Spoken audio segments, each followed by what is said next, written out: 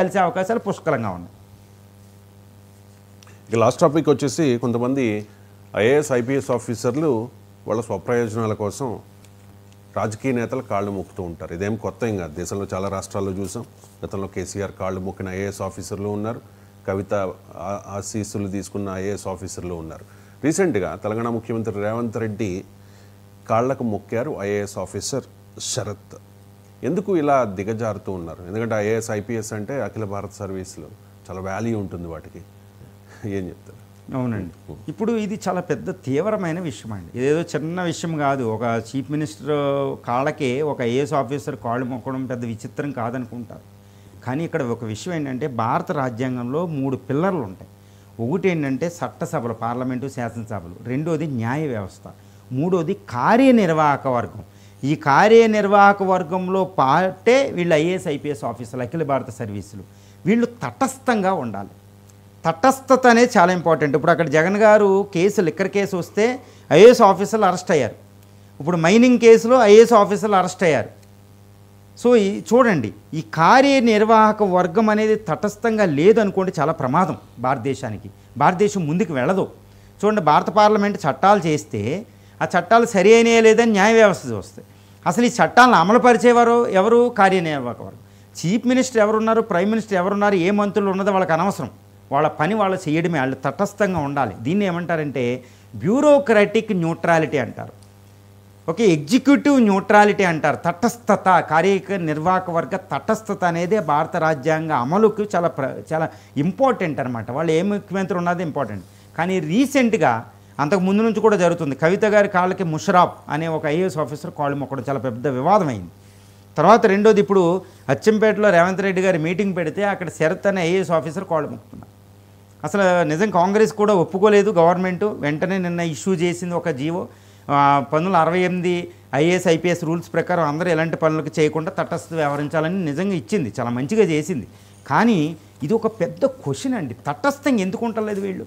ఈ మధ్యన ఐఏఎస్ ఐపీఎస్లు చాలామంది చెప్తున్నారు, ఐఏఎస్ ఐపీఎస్లు వాళ్ళ స్థానం దిగజారిపోయి ఒక ఎస్ఏ లెవెల్లోకి దిగిపోయారు. ఏ ఎమ్మెల్యే వచ్చినా ఆ మాట వినడం.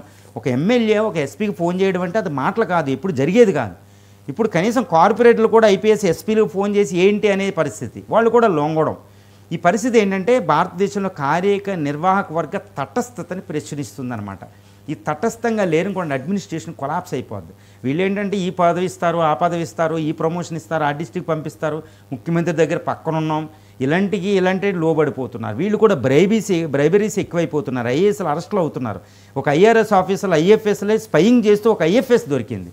ఓకే, ఇవి చూడండి, ఒక ఐఏఎస్ ఆఫీసర్లు అందరూ ఎక్కువ మంది జైలుకి వెళ్తున్నారు. వాళ్ళ మీద చూడండి, లాస్ట్ టీఆర్ఎస్ గవర్నమెంట్ ఏంటి, ఇప్పుడు ఏంటి, అక్కడ జగన్ గారి గవర్నమెంట్ ఏంటి, ఐఏఎస్ల మీద ఎన్ని ఆరోపణలు. పెద్ద పెద్ద సీఎంఓలో ఉన్న ఐఏఎస్ ఆఫీసర్లకి ఏం తక్కువని వాళ్ళు వెళ్తున్నారు. 100 కోట్లు ఎందుకు, 1000 కోట్లు ఎందుకు? పెద్ద ల్యాండ్ బ్యాంకు. రీసెంట్గా ముగ్గురు ఐపీఎస్లు వాళ్ళు ల్యాండ్ రిజిస్ట్రేషన్లో తేడాలు వస్తే హైకోర్టే ముట్టింది. వాళ్ళ మీద సిట్ విచారణకి వేశారు. అంటే చాలా వందలాది ఎకరాల వాళ్ళు ఒకప్పుడు భూదాన ఉద్యమంలో భూముల దగ్గర వాళ్ళ ఆరోపణే రాకూడదు ఐపీఎస్ల మీద. ఇదంతా పెద్ద ప్రశ్న అండి, పెద్ద విషయం అనమాట. చూడు, భారతదేశం ముందు సక్రమంగా ముందుకెళ్ళాలంటే గుడ్ గవర్నెన్స్ కావాలి, సుపరిపాలనకి హేతువులు మూలం ఐఏఎస్ ఐపీఎస్లు, అఖిల భారత సర్వీసులు.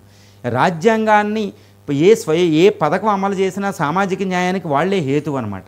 ఇలాంటి వాళ్ళు ఈరోజు తటస్థంగా ఏదో అధికారానికి డబ్బుల కోసం పోకుళ్ళాడుతూ ఆరోపణలు ఎదుర్కొన్నారంటే భారత ప్రజాస్వామ్యం మీద నమ్మకం పోతుంది, ట్రస్ట్ పోతుందన్నమాట. సో ఐఏఎస్ ఐపీఎస్లు, అఖిల భారత సర్వీసులో ఉన్న వాళ్ళు, ఐఎఫ్ఎస్, ఫారిన్ సర్వీస్, వీళ్ళందరూ ఇంటిగ్రిటీ మెయింటైన్ చేయాలి. అందుకే అబ్దుల్ కలాం గారు ఐఏఎస్ ప్రిపరేషన్లో సిలబస్లో మీకు ఏం చేశారు? అబ్దుల్ కలాం గారు సజెషన్ ఇచ్చారు, ఒక ఎథిక్స్ పేపర్ పెట్టమని. నైతికత బోధించడానికి ఒక పేపరే ఐఏఎస్ సిలబస్లో పెట్టారంటే ఎంత ప్రమాదంలో భారతదేశం ఉందో చూడండి. వెంటనే భారత గవర్నమెంట్, అప్పుడు గవర్నమెంట్ కూడా ఇది సిలబస్లోకి ఇచ్చింది. ఇప్పుడు గ్రూప్ 1 సర్వీసుల్లో కూడా నైతికత బోధిస్తున్నారు. నైతికత బోధించుకునే పరిస్థితి తెచ్చినా నైతికత ఉండడం లేదు అంటే ఎంత ప్రమాదంలో ఉందో చూడండి. అందుకనే ముస్సోరీ లాంటి ప్రాంతంలో ఐఏఎస్కి సంబంధించిన రిక్రూట్మెంట్ ప్రాసెస్లో గ్రూప్ 1, గ్రూప్ 2 లాంటి సర్వీసుల్లో ఎవరైతే ఉంటారో వీళ్ళందరికీ నైతికత బోధించాలి. తర్వాత ఐఏఎస్ ఐపీఎస్ రూల్స్, 1968 రూల్స్, ఇప్పుడు గవర్నమెంట్ ఇచ్చిన రూల్స్ని స్ట్రిక్ట్గా ఇంప్లిమెంట్ చేయాలి. తర్వాత వీళ్ళ మీద కూడా ఏమైనా తీవ్ర ఫర్ ఎగ్జాంపుల్ భూదాన్ ఉద్యమంలో 3-3 ఐపీఎస్ ఆఫీసర్లు తీవ్రమైన ఆరోపణలు ఎదుర్కొంటున్నారు.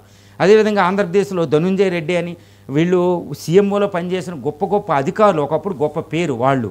తర్వాత శ్రీలక్ష్మి అని, ఇంకా ఇండియాలో కూడా ఎన్నో, ఇప్పుడు గుజరాత్ నుంచి ప్రతి రాష్ట్రంలో కూడా ఇదే పరిస్థితి. నిన్న మహారాష్ట్ర చీఫ్ జస్టిస్ వెళ్తే ప్రోటోకాల్ను పక్కన పెట్టి అక్కడ ఉన్న డిఐజీలు, ఐపీఎస్ ఆఫీసర్లు, చీఫ్ సెక్రటరీ, ఐఏఎస్ ఆఫీసర్లో ఒక రాజ్యాంగానికి, న్యాయ వ్యవస్థకి హెడ్ అయిన చీఫ్ జస్టిస్కి ప్రోటోకాల్ ఫాలో అవ్వలేదు. ఎందుకంటే మహారాష్ట్ర గవర్నమెంట్కి వాళ్ళు ఏమైనా తప్పు చేస్తున్నామా అనే టైప్లో ఉన్నారన్నమాట. అంటే గవర్నమెంట్కి ఫేవర్గా, గవర్నమెంట్ చెప్పలేదు కదా మనం ఎందుకు అంటే ప్రోటోకాల్ను కూడా మర్చిపోయారు, రాజ్యాంగాన్ని మర్చిపోయారు. అంటే చూడండి, కార్యనిర్వాహక వర్గం ఆంధ్రప్రదేశ్, తెలంగాణనే కాదు భారతదేశం అంతా చాలా ప్రమాదంగా ఉంది. కాబట్టి వాళ్ళ సిలబస్ ఏంటి, వాళ్ళ ఇంటిగ్రిటీ బోధించడం విషయంలో ఏంటి, రూల్స్ని స్ట్రిక్ట్గా అమలుపరచడంలో విషయం ఏంటి, వాళ్ళ ట్రైనింగ్ మాడ్యూల్ ఏంటి, ఎన్నో మార్పులు తీసుకురావాలి, చెక్స్ అండ్ బ్యాలెన్స్ ఉండాలి, వాళ్ళకి పనిష్మెంట్ ఉండాలి, ఈ రూల్స్ని కూడా చక్కరంగా అమలు జరపాలన్నమాట. సో ఈ విధంగా మనం అఖిల భారత సర్వీసులు ఇంటిగ్రిటీ అంటే కార్యనిర్వాహక వర్గాన్ని బాగా చేస్తేనే మనకి సుపరిపాలన, గుడ్ గవర్నెన్స్ ఉంటుంది. భారత రాజ్యాంగంలో ఒక ప్రధానమైన మూలమైన కార్యనిర్వాహక వర్గం చక్కగా పనిచేసి రాజ్యాంగం చక్కగా అమలవుతుంది. ఇలాంటివి కాళ్ళు మొక్కడం అనేది అఖిల భారత సర్వీసులో వాళ్ళు ఇక మనం చూడకూడదని నేను కోరుకుంటాను. రైట్ అండి, థ్యాంక్ యూ సో మచ్ అండి. చాలా అంశాలకు సంబంధించి చాలా డీటెయిల్డ్గా ఎక్స్ప్లెయిన్ చేసినందుకు.